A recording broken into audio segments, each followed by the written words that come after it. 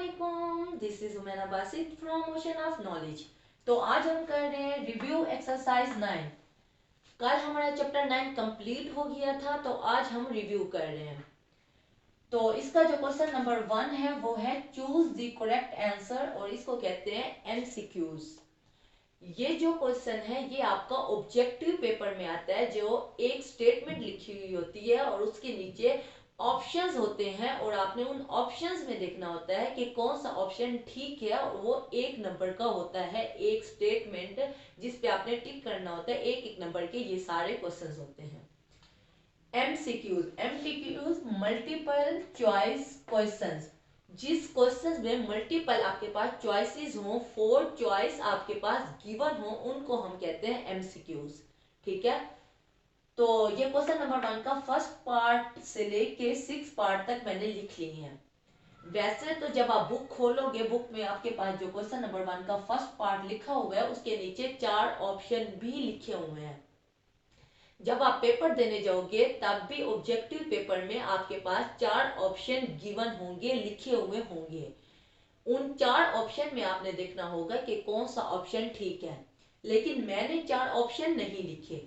देखें, आपकी तैयारी इतनी अच्छी होनी चाहिए कि आप आंसर को, ऑप्शंस को देखो भी ना, आप स्टेटमेंट पढ़ो और आंसर आपके माइंड में आ जाना चाहिए। फिर जो आंसर आपके माइंड में होगा, आप फिर उन 4 ऑप्शन को देखो, जो 4 ऑप्शन नीचे गिवन होंगे। उन 4 ऑप्शन में देखो कि कौन सा ऑप्शन आपके माइंड में सबसे पहले आया है। जो ऑप्शन ए हो, बी हो, सी हो या डी हो, जो ऑप्शन आपके माइंड में आया होगा उस ऑप्शन पे देखना कि कौन से ऑप्शन में वो खड़ा हुआ है। ए में खड़ा हुआ है, बी में खड़ा हुआ है, सी में खड़ा हुआ है या डी में खड़ा हुआ है। जिस ऑप्शन में खड़ा होगा उस ऑप्शन पे आपने टिक लगा देना है या सर्कल लगा देना है, वो ऑप्शन जो आपके माइंड में आया होगा। ठीक है, तो इसलिए मैंने 4 ऑप्शन नहीं लिखे, क्योंकि जो ऑप्शंस होते हैं वो आपको कंफ्यूज करने के लिए होते हैं। क्यों? क्योंकि आप एक नंबर वो ऐसे तो नहीं देंगे ना, तो 4 ऑप्शन जो होते हैं वो मिलते जुलते होते हैं। 2, -2, +1, -1 तो मिलते जुलते होते हैं, तो इसीलिए आपको कंफ्यूज करने के लिए होते हैं। इसलिए मैं आपको टिप दे रही हूँ कि आप ऑप्शन को ना देखो, आप स्टेटमेंट पढ़ो। रफ अमल देखें, जब ऑब्जेक्टिव पेपर देंगे तो उस पे आप रफ अमल नहीं कर सकोगे, आपको अलग से एक शीट लेनी पड़ेगी, उस पे आप रफ अमल कर लोगे। तो मैं यहाँ हल्का सा रफ लिख लेती हूँ, हम यहाँ थोड़ा सा रफ अमल कर लेते हैं क्वेश्चन को देखने के लिए, ताकि जो हमारा आंसर हो वो 100% ठीक हो। तो देखें, distance between points 0 0 and 1 1 is. अगर आप बुक खोल के बैठे हैं तो बुक में नीचे 4 ऑप्शन भी दिए हुए होंगे। आप उन 4 ऑप्शन को ना देखो, आप जस्ट क्वेश्चन पढ़ो और इसको हल करके देखो, थोड़ा सा सोल्व कर लो। जब सोल्व करोगे जो आंसर आएगा, फिर आप उन 4 ऑप्शन को देखो, जो आंसर आपके पास आया होगा वही ऑप्शन अगर किसी में खड़ा हुआ है, ए बी सी या डी में, यकीनन आपका जो आंसर है वो ए बी सी या डी में कहीं पे मेंशन होगा, तो उस पे आपने टिक लगा देना है। वो कह रहे हैं डिस्टेंस बिटवीन पॉइंट्स, ये एक पॉइंट है, ये दूसरा पॉइंट है, इनका डिस्टेंस मालूम करना है। आपको पता है डिस्टेंस मालूम करने का क्या फार्मूला है? वो होता है x2 माइनस x1 का square plus y2 minus y1 का स्क्वायर। ये जो हमारे पास पॉइंट होता है, आपको पता है ये पहला पॉइंट x होता है, दूसरा पॉइंट y होता है। पहला पॉइंट x और दूसरा पॉइंट y। अब यहाँ एक पॉइंट है, दूसरा यहाँ पॉइंट है। अब इनको अलग अलग करने के लिए हम इसको क्या कह देते हैं, x1 और y1, और इसको कह देते हैं x2 और y2। ठीक है, अब हमने क्या कहा, हमने इन 2 पॉइंट्स का हमने डिस्टेंस मालूम करना है। डिस्टेंस निकालने का ये फार्मूला है। हम क्या करेंगे, ये जो हमारे पास वैल्यूज गिवन है x1 x2 y1 और y2 की, वो इस फार्मूले में पुट करेंगे। हम इस फार्मूले में पुट करेंगे। x2 हमारे पास क्या है, वो है 1, माइनस x1 हमारे पास क्या है, वो है 0 0, और क्या है होल का स्क्वायर, फिर बीच में है प्लस y2 हमारे पास क्या है, वो है 1, फिर माइनस y1 हमारे पास क्या है, वो है 0 0 का स्क्वायर। ऐसे ही है, तो 1 माइनस 0 का स्क्वायर क्या बनेगा, 1 का स्क्वायर 1 ही बनेगा, फिर प्लस 1 माइनस 0 1 1 का स्क्वायर 1 ही बनेगा। और यहाँ हमारे पास 1 + 1 आंसर क्या आएगा 2 आएगा। Square root 2। अब आप देखोगे क्वेश्चन नंबर 1 का जो फर्स्ट पार्ट है, आप बुक में देखो A B C या D, उन चारों ऑप्शन में एक ऑप्शन ये भी होगा स्क्वायर रूट 2।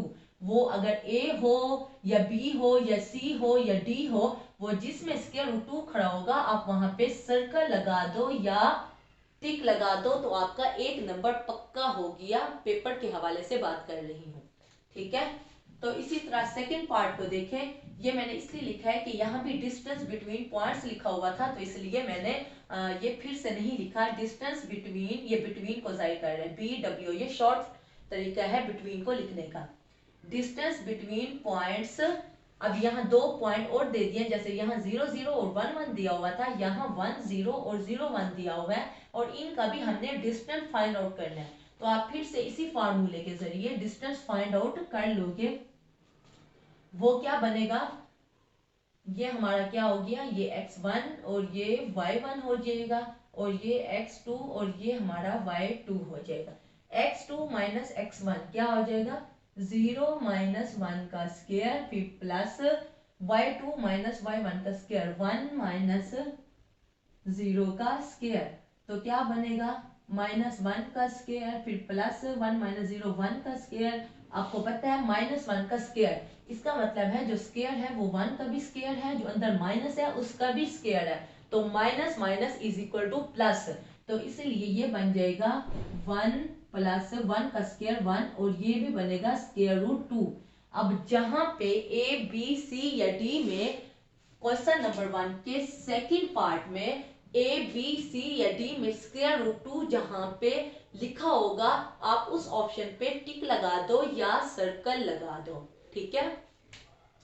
अब थर्ड पार्ट को देखें, मिड पॉइंट ऑफ पॉइंट्स। जैसे डिस्टेंस का ये फार्मूला है, मिड पॉइंट का भी फार्मूला है, वो होता है, मैं यहाँ नीचे लिख देती हूँ, वो फार्मूला है x1 + x2/2 और y1 + y2/2।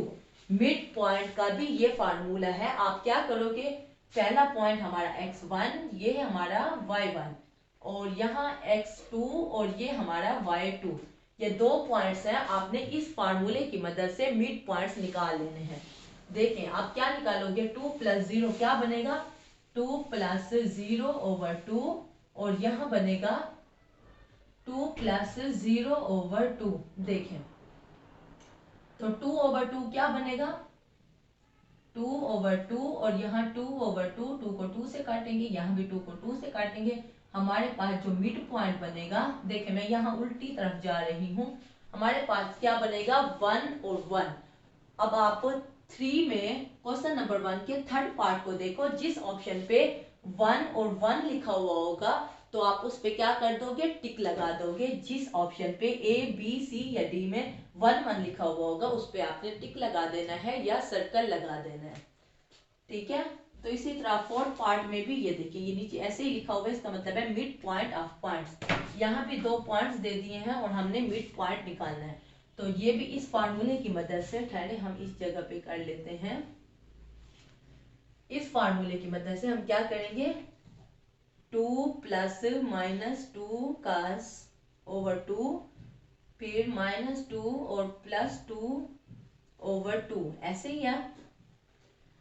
2 - 2 क्या बनेगा, 0/2, और यहाँ भी 0/2। और आपको पता है न्यूमरेटर में अगर 0 हो तो पूरी वैल्यू 0 बनती है, 0 और 0। अब जिस फोर्थ में देखना, फोर्थ के जो 4 ऑप्शन आपके पास गिवन होंगे उसमें जहां पे 0 0 लिखा हुआ होगा उस ऑप्शन पे आपने क्या कर देना है, टिक लगा देना है। क्वेश्चन नंबर 1 का जो थर्ड आंसर है वो है 1 और 1, और फोर्थ पार्ट का जो आंसर है वो है जो हमने अभी निकाला है, 0 और 0। इसका आंसर भी स्क्वायर रूट 2 है और इसका आंसर भी स्क्वायर रूट 2 है। ये देखें, फर्स्ट का आंसर स्क्वायर रूट 2 है, सेकंड का आंसर भी स्क्वायर रूट 2 है, थर्ड का आंसर 1 1 है, फोर्थ का आंसर 0 0 है, ठीक है। अब फिफ्थ पार्ट को देखें, अ ट्राइंगल, एक ऐसी triangle having all sides equal, एक ऐसी ट्राइंगल जिसकी तीनों साइड्स बराबर हों, सॉरी ये तो बराबर नहीं बने, थोड़ा सा बराबर करते हैं। ये देखें, ऐसी ट्राइंगल जिसकी तीनों साइड्स बराबर हों उस ट्राइंगल को कहते हैं।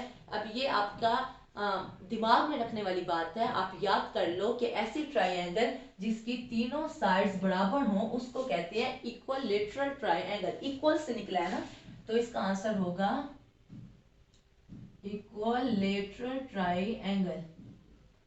ठीक है, इक्विलेटरल, ये 5th पार्ट का आंसर है कि जिस ट्रायंगल की तमाम साइड्स बराबर हो वो इक्विलेटरल ट्रायंगल होती है, और जहां पे इक्विलेटरल लिखा हुआ होगा उस पे आपने टिक लगा देना है। ओके, 6 पार्ट को देखें, ये वैसे ही था, a triangle having all sides different. अब इसमें कह रहा है, 6 पार्ट में कह रहा है कि ऐसे ट्रायंगल जिसकी तीनों साइड्स मुख्तलिफ है। इसका मतलब क्या है? इसका मतलब है कि कोई साइड भी किसी से नहीं मिलती, ऐसे ऐसे ऐसे, या इसको मजीद लंबा कर लें, मतलब ऐसी साइड है जिसकी तीनों साइड्स बराबर नहीं है।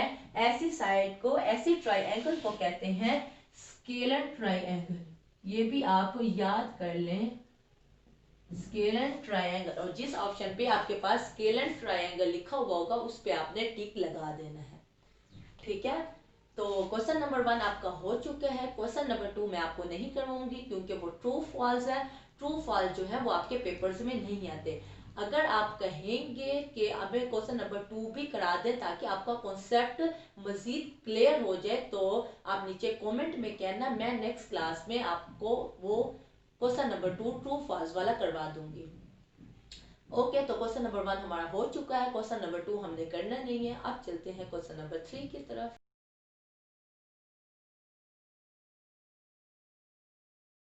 ओके, अब हम कर रहे हैं क्वेश्चन नंबर 3। क्वेश्चन नंबर 3 में हमने डिस्टेंस मालूम करना है। 2 पॉइंट्स आपके पास गिवन है, उन 2 पॉइंट्स का आपस में डिस्टेंस मालूम करना है।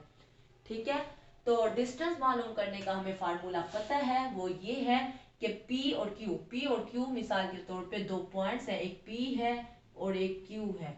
ये P है और ये Q है, तो इनके दरमियान फासला कितना है वो हमने मालूम करना है। तो उसका हमने फार्मूला बता दिया, वो है x2 माइनस x1 का होल का square plus y2 minus y1 का होल का स्क्वायर। तो P के भी कोई पॉइंट होंगे वो x1 और y1 हो जाएंगे, और Q के जो पॉइंट होंगे वो x2 और y2 हो जाएंगे। ठीक है, समझ आ गई? तो ये फार्मूला आप अच्छे तरीके से याद कर लें। यकीनन अगर आपने मेरे साथ चैप्टर 9 किया है तो आपको ये अच्छे तरीके से याद हो गया होगा। तो अगर आपने नहीं किया तो बड़ी बुरी बात है, जाके पहले एक्सरसाइज 9.1 से मेरे साथ ही स्टार्ट करें और फिर आके रिव्यू एक्सरसाइज 9 मेरे साथ समझें। ठीक है ना? तो अगर मेरे साथ किए हैं तो बहुत शुक्रिया, आपने मेरे साथ किया है। तो यकीनन आपका कॉन्सेप्ट क्लियर होगा कि डिस्टेंस कैसे हम मालूम करते हैं और डिस्टेंस का फार्मूला क्या है।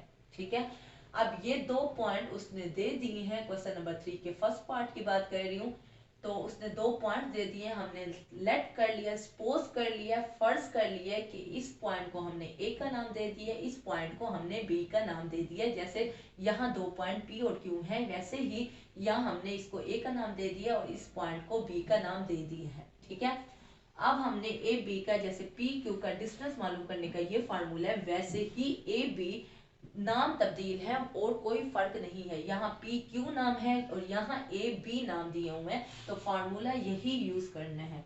तो ए बी का हम डिस्टेंस मालूम करना है। डिस्टेंस के लिए यहाँ दोनों तरफ बार लगा लेते हैं। इसका मतलब होता है कि हम 2 पॉइंट्स का डिस्टेंस फाइंड आउट कर रहे हैं।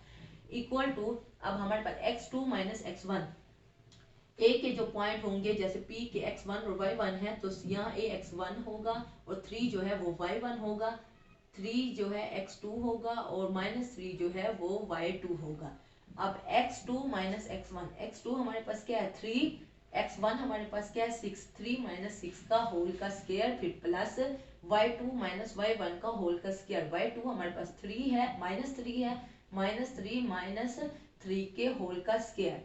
3 माइनस 6 क्या हो जाएगा, -3 का होल का स्क्वायर, फिर प्लस -6 का होल का स्क्वायर। -3 के स्क्वायर का मतलब है 3 का स्क्वायर 9 और माइनस का स्क्वायर प्लस, तो 9 हो गया, प्लस माइनस की जगह पे प्लस आ जाएगा क्योंकि माइनस का स्क्वायर है, तो minus minus is equal to plus. और 6 का square is equal to 36। 36 plus 9 क्या हो जाएगा 45। और ये हमारा आंसर है क्वेश्चन नंबर 3 के फर्स्ट पार्ट का। क्वेश्चन नंबर 3 के टोटल 3 पार्ट हैं। फर्स्ट पार्ट मैंने आपको करवा दिया है, बाकी सेकंड और थर्ड सेम टू सेम ऐसे ही हैं, आपसे इजीली हो जाएंगे। आपने जस्ट ये फार्मूला अप्लाई करना है डिस्टेंस वाला और आपने फाइंड आउट कर लेना है डिस्टेंस क्वेश्चन नंबर 3 के सेकंड और थर्ड पार्ट में। ठीक है, तो क्वेश्चन नंबर 3 हमारा हो चुका है। अब हम चलते हैं क्वेश्चन नंबर 4 की तरफ। क्वेश्चन नंबर 4 भी मैंने लिख ली है, आप बस समझिए। क्वेश्चन नंबर 4 में हमने मिड पॉइंट निकालना है। देखें ये 2 पॉइंट्स हैं, पहले हमने क्या निकालना था, क्वेश्चन नंबर 3 में हमने निकालना था यहाँ से लेके यहाँ तक फासला, ऐसे ही है ना। अब हमने क्या निकालना है, हमने मिड पॉइंट निकालना है 2 पॉइंट्स का। अब 2 पॉइंट्स, एक पॉइंट मिसाल के तौर पे P है, दूसरा पॉइंट Q है। मिड पॉइंट क्या होगा, दरमियान वाला पॉइंट। ये दरमियान वाला पॉइंट हमने निकालना है, तो वो क्या है, मिड पॉइंट। क्वेश्चन नंबर 4 का जो फर्स्ट पार्ट है उसमें 6 6 एक पॉइंट दे दिया है और दूसरा पॉइंट दिया है 4 - 2 का, यानी कि एक पॉइंट है जो कि है 6 और 6, फिर ये लाइन है, दूसरा पॉइंट है 4 और -2, और ये बीच वाला जो पॉइंट है वो हमने निकालना है। तो इसके लिए जैसे यहाँ क्वेश्चन नंबर 3 में हमने इसको A का नाम दिया है, इसको B का नाम दिया और फार्मूला अप्लाई किया है। यहाँ मिड पॉइंट को हमने नाम दे दिया है R का।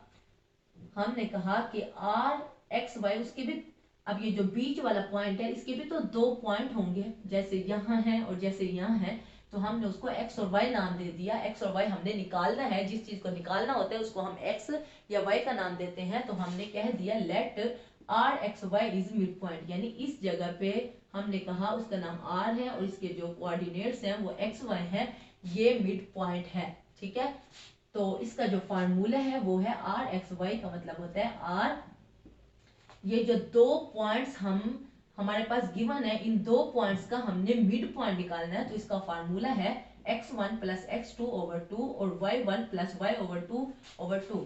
वैसे भी देखें, ये देखें किस, एक 3 नंबर है और एक 4 नंबर है। अगर हमने 3 और 4 के बीच वाला नंबर निकालना है तो हमने क्या करना होता है, 3 और 4 को ऐड करके 2 पे डिवाइड करते हैं।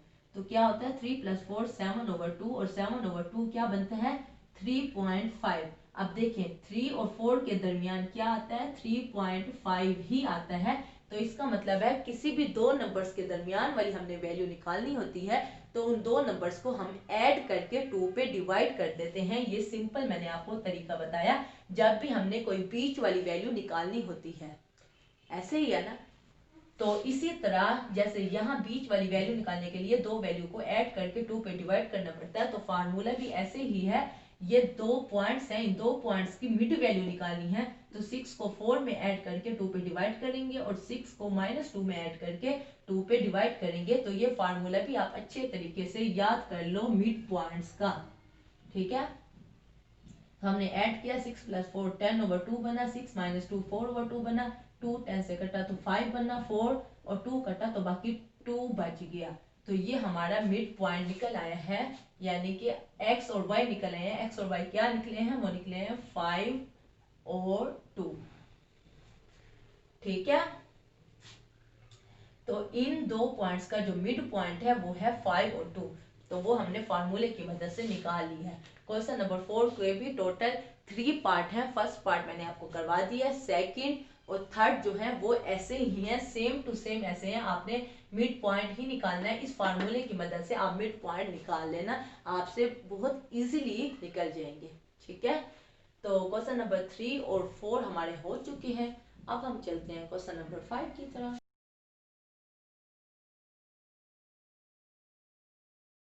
ओके, अब हम कर रहे हैं क्वेश्चन नंबर 5। क्वेश्चन नंबर 5 में आपने मैथमेटिकली कुछ नहीं करना, टोटल 8 आपके पास पार्ट्स दिए हुए हैं और 8 पार्ट्स को आपने डिफाइन करना है, इनकी डेफिनेशंस याद करनी है। डेफिनेशन तो आप खुद ही याद करोगे, मैं जस्ट ये 8 जो पॉइंट्स हैं इनके बारे में थोड़ा थोड़ा आपका कॉन्सेप्ट क्लियर करना चाह रही हूँ, ताकि आपका कॉन्सेप्ट क्लियर हो जाए तो आपको डेफिनेशंस जो हैं वो याद करने में आसानी हो।